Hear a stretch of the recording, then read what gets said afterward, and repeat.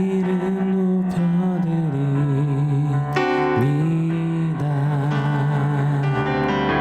주의 나라 찬양 속에 임하시니 능력에 주께 찬송하네. 전능하신 하나님 찬양 언제나 동일하신 주. 전능하신 하나님 찬양 영원히 다스리네.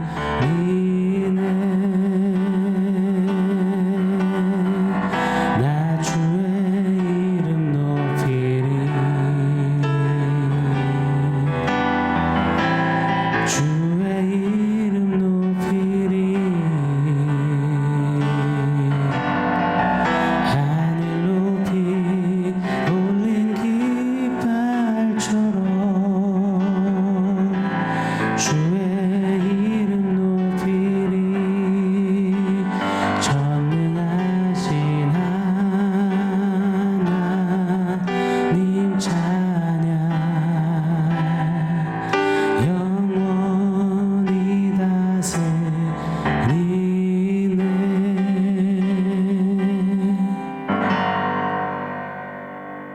샬롬. 오늘 우리에게 주신 하나님 말씀은 갈라디아서 3장 6절 7절입니다. 우리 한 목소리로 같이 읽겠습니다. 아브라함이 하나님을 믿음에 그것을 그에게 의로 정하셨다함과 같으니라. 그런즉 믿음으로 말미암은 자들은 아브라함의 자손인 줄 알지어다. 아멘. 일주일 만에 다시 돌아온 갈라디아서 잠깐 복습하겠습니다. 갈라디아 교회에 거짓 교사들이 들어와서 교회를 뒤흔들었습니다. 매우 위중했습니다. 그들의 미혹함은 과히 실로 대단했습니다.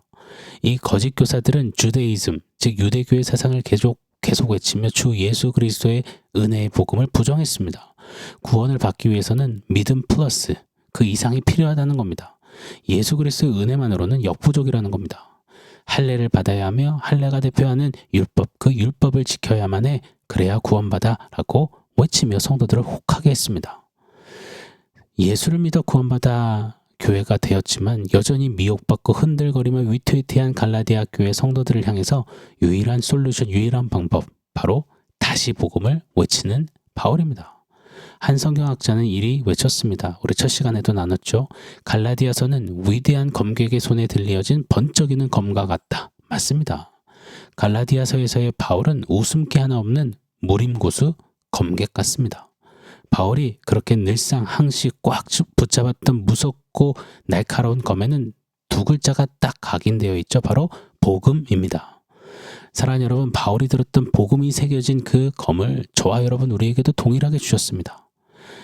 칼을 뽑았으면 무라도 썰어라 라는 말이 있죠. 그런데 우리가 복음이 새겨진 명검, 진검을 들었음에도 불구하고 무도 썰지 못한 채 바들바들 떨고만 있다면, 여기저기 눈치만 보고 있다면, 쭈삣쭈삣하고 있다면 그 복음의 검을 든 검객다운 모습은 아닐 것입니다. 검객으로서 매우 실망스럽고 우스꽝스러운 모습이 되는 겁니다. 우리 손에 들려진 복음, 그 명검, 진검을 든 복음의 검객답게 좀 무게 있고 늠름하게 진중하게 묵직하게 신앙의 걸음 걸어가 보시자고요. 우리는 영적 바이탈을 무뎌지게 하는 영적 불순물과 바이러스들을, 그 세속의 가치와 거짓과 죄된 습성들을 복음의 칼날로 좀 잘라내고 끊어버리는 그런 우리가 되시자고요. 거짓 교사들의 거짓처럼 세속의 끝판왕 같은 오늘날 그 죄와 거짓을 좀 단칼에 베어버리는 우리가 되기를 원합니다. 사랑하는 여러분, 복음은 기독교 신앙의 입문서가 아니지 않습니까? 그저 기독교에 한 발짝 더 깊이 발 담가볼까 해서 기웃거리는 그런 어떤 관문이 아니지 않습니까? 복음은 믿지 않는 사람들에게만 필요한 어떤 그 무엇이 아니라 복음이야말로 우리의 정체성이요, 우리의 시작이자 우리의 끝임을 믿습니다. 고로 기도합니다. 오 하나님, 복음으로 교회된 우리의 가슴을 다시 뛰게 해주시고, 다시 우리의 심장을 울려주시고, 다시 우리의 삶을 움직여 주시옵소서. 복음으로 이 거짓된 세상을 주 예수의 복음, 그 진리로 이기는 우리가 되게 하여 주시옵소서. 그 역사를 계속되는 갈라디아서 이 여정을 통해 우리 안에 이루실 줄 믿습니다. 갈라디아서를 전해받는 갈라디아 교회 상황은 매우 심각했다라고 말씀드렸습니다. 유대주의자들 거짓 교사들의 침투, 그들의 거짓말, 그 다른 복음은 진짜 성도들을 속절없이 무너지게 했습니다. 다시 율법주의의 그 악함으로 돌아서게, 되돌아가게끔 만들었습니다.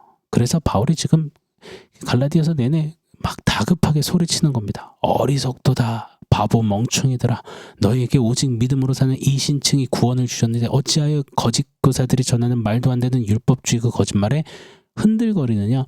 율법을 지키는 것, 할례를 행하는 것이 허물과 죄로 죽은 우리에게, 너희에게 무슨 소용이 있느냐. 죽은 자에게 율법 지킴이 뭘 해주냐.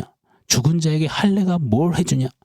죽은 자에게 뭘 먹지 말라, 뭘 먹어라, 뭘 지켜라, 지키지 말라, 그게 뭘 해줄 수 있느냐. 죽은 자에게 오직 한 가지가 필요하다면 바로 생명 아니겠느냐.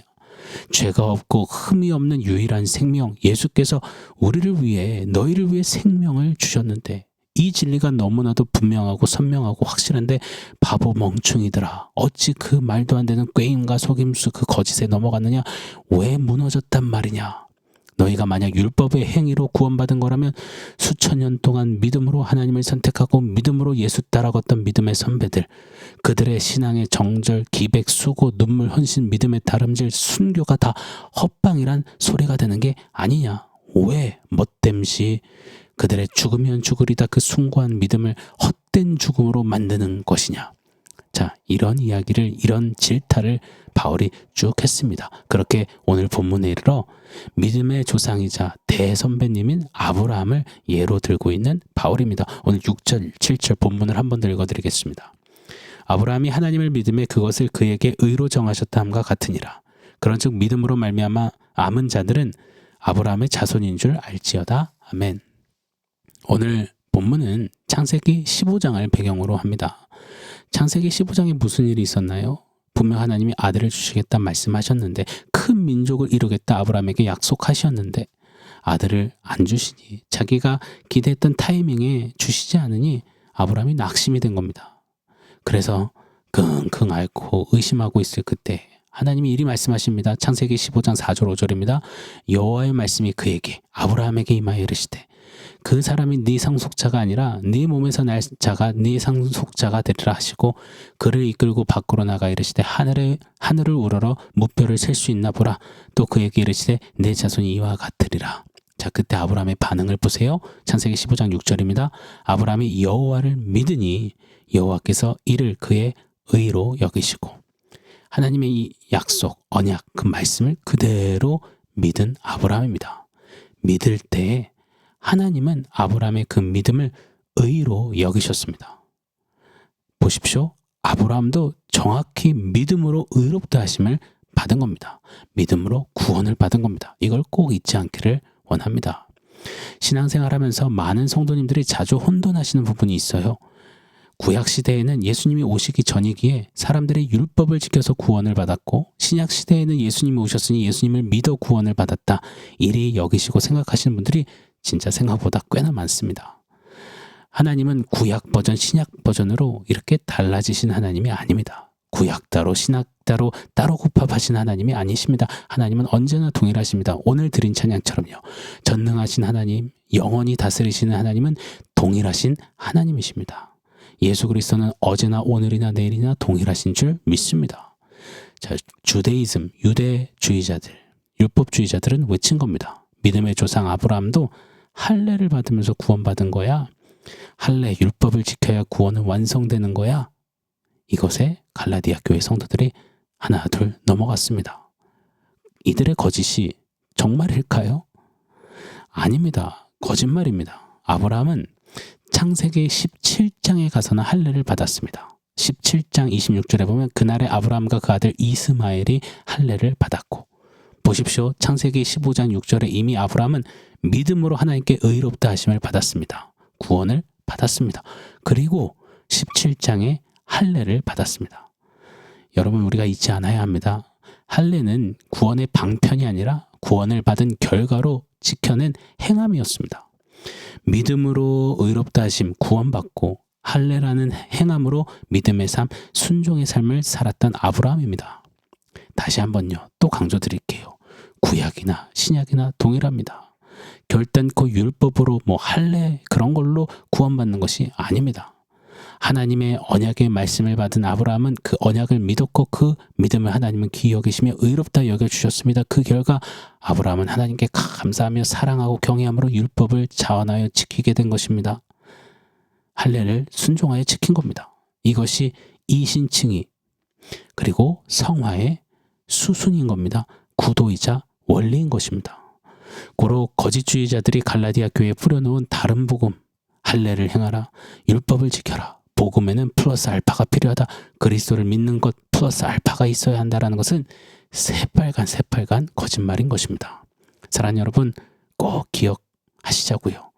아브라함이 믿음의 조상이고 아들 이삭까지 하나님께 바치려 했던 믿음의 거침없는 행보를 보여준 정말 멋진 믿음의 선배 맞습니다. 그래서 우리는 아브라함의 이 굉장한 믿음의 열심을 본받고자 합니다. 본받고 싶어 합니다. 그런데 성경을 한번 잘 보십시오. 아브라함은 사실 하나님 말씀에 계속 의심했습니다. 그래서 아내 사라의 몸종인 하갈과 동침해서 이스마엘이라는 아들을 자기 힘으로 낳아버렸습니다. 게다가 겁은 또 얼마나 많은지 새가슴이에요, 완전.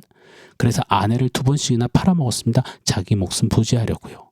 이런 아브라함이 무슨 믿음의 장부요, 믿음의 조상감이 될 수 있단 말입니까? 아브라함의 믿음이 마치 무슨 대단한 열심과 애씀과 힘씀을 한 것처럼 우리는 생각하지만 사실 아브라함의 열심이 얼마나 많은 역할을 했을까요? 아닙니다. 그의 열심의 결과는 고작 하갈과 동침하는 것, 아내를 팔아먹는 것뿐이었습니다. 잊지 않기를 원합니다. 아브라함의 열심이 아니라 그런 아브라함에게 믿음을 주시고 믿음으로 이끌어 가시고 믿음으로 또 내딛게 하시고 믿음으로 또 일어서게 하시고 믿음으로 반응하게 하신 하나님의 열심이 그리 이루신 것입니다. 할렐루야. 오늘 본문 배경이 되는 창세기 15장은 제가 너무나도 사랑하는 그런 성경 챕터입니다. 아브라함에게 하나님이 동물 5마리를 데려오게 하시죠. 그리고 그 짐승들을 반으로 쪼개서 세워놓게 하십니다. 고대 근동에서는 무언가를 계약할 때 약속 후에 짐승을 끌고 옵니다. 그리고 정확히 대칭으로 자르죠. 양옆에 세워놓고 그 짐승 쪼개놓은 사이를 계약자, 당사자들이 지나가는 거예요. 무슨 뜻이었느냐? 내가 약속 안 지키거나 이 약속을 깨트리면 나를 이 동물처럼 쪼개라 라는 언약의 증표이자 행위였습니다. 아브라함은 그렇게 동물을 쪼개어서 세워두느라 너무너무 고단해서 구벅구벅 줬는데 눈을 떠보니 하나님의 임재를 상징하는 횃불이 그 쪼개진 동물 사이를 홀로 왔다 갔다 하시는 겁니다. 하나님이 지금 무슨 말씀하시는 걸까요? 내 언약의 이 말씀을 내가 깨트리면 내가 이꼴나고 네가 깨트려도 아브라함아 내가 대신 이꼴날게. 여러분 이거는 계약상에 있을 수도 없는 일입니다. 말도 안 되는 겁니다. 특히 세상 어디에도 강자와 약자가 계약을 맺었을 때 이러는 법은 없습니다. 그런데 하나님이 그리하셨습니다. 그리고 그 약속대로 하나님이 어찌하셨습니까? 아브라함은 계속 실수했고 실패했지만 하나님이 대신 이꼴날게 열심을 내어 그 언약을 지켜내셨습니다. 아브라함의 자손이 이스라엘이 또 우리들이 실수했고 실패했고 깨트렸지만 하나님이 대신 열심을 내셨습니다. 어떻게 해요? 내가 이꼴날게 하시며 쪼개진 동물처럼 자신의 아들 예수 그리스도를 십자가에 쪼개시며 우리에게 당신의 열심으로 믿음으로 말미암는 구원을 이루셨습니다. 구약부터 신약까지 아브라함, 오늘날 우리까지 우리 모두의 구원은 하나님의 열심히 이루신 것입니다. 우리에게 믿음 주심도 하나님의 열심이시오. 이제 믿음으로 삶을 예수 닮아가는 성화도 하나님의 열심이 이루어 가시는 겁니다. 자, 그런데 감히 어떤 인생이 하나님의 열심을 무시한 채 할례를 열심히 행해야 돼, 율법을 열심히 지켜야 구원을 받을 수 있어, 이런 버르장머리 없는 말을 내뱉는단 말입니까? 사랑하는 여러분, 믿음으로 구원해 주신 언약에 신실하신 우리 하나님, 저와 여러분에게 쏟으신 하나님의 열심에 감사도 감사, 감격도 감격하시자고요.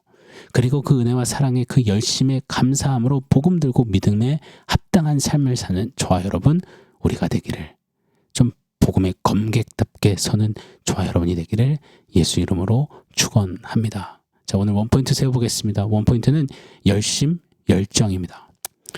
누군가가 나를 향해서 구애를 하고 열심을 내어 사랑을 이렇게 쏟아준다면 어느새 그 열심을 받은 나에게는 열심에 마치 이 맞장구 치듯 하는 열정이 일어납니다. 왜요? 저 사람이 이렇게 열심을 낼 정도로 내가 그런 사람인가? 자존감도 올라가고 자신감도 올라가고 그 열심을 다한 사랑받음으로 인해 존재감이 막 승천하는 거죠. 그래서 열심으로 10번 찍어 안 넘어가는 나무가 없나 봅니다.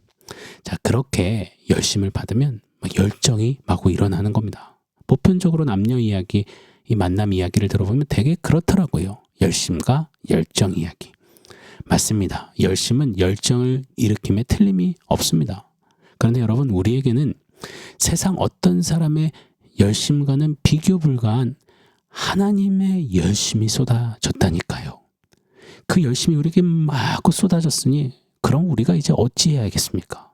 그 열심 앞에서 율법을 논하고 내가 말이지 이것 했고 저것 했고 이것 드렸고 저것 드렸고 내가를 거들먹거리는 그 모습이 가당키나 하겠습니까?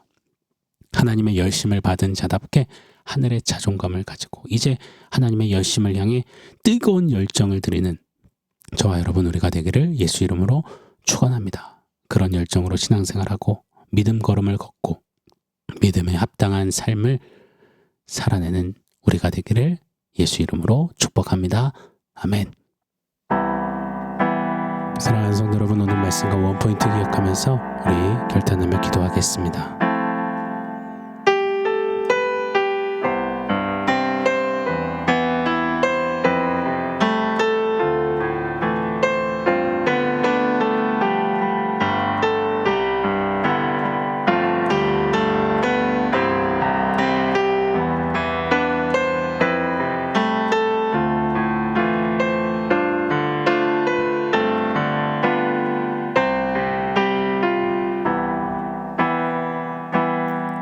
하나님, 우리에게 하나님의 열심을 쏟아부어 주셔서 감사합니다. 하나님이 시작하셨고 하나님이 이루시고 하나님이 완성하시는 그 놀라운 구원, 예수 닮는 그 거룩한 삶을 우리 가운데 이루어가 주시니 참으로 감사합니다.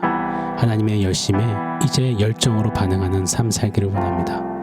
하나님의 열심 앞에서 그저 또 내가 어쩌고 저쩌고가 아니라 하나님의 열심 앞에 나의 모든 열정을 쏟아 주님 따라가고 주님 사랑하고 섬기는 우리의 삶이 되도록 말씀대로 역사하여 주시옵소서. 예수님의 이름으로 기도합니다. 아멘.